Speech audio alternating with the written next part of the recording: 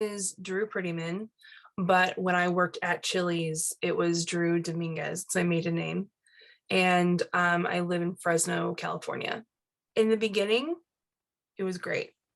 Back a long time ago in 2007, when I started working there, it was a great place to work. And then along the way, things changed and it became a not so great place to work. And it's really unfortunate the way it turned out. HR is for managers to keep managers safe. If I had known what I know now, I would have never gone to HR in the beginning.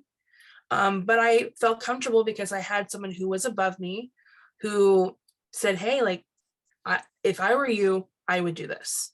And so I took that and I was like, okay, I'm going to speak out against this, general manager.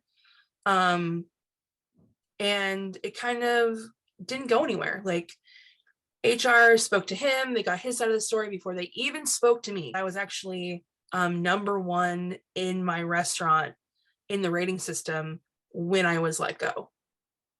But my GM at North Fresno, he was rigid and he didn't get along well with women. And it wasn't until later on that I really noticed it.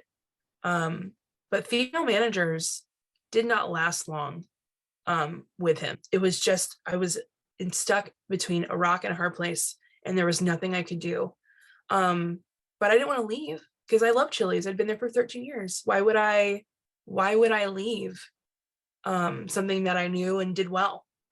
Um, so I also knew that there were certain standards, like because my dad was a GM, they demoted my father from his general manager position, and they used things like age and his health as like determining factors as to why they were demoting him, which is, in my opinion, super weird. And ultimately, that's like what Chili's is.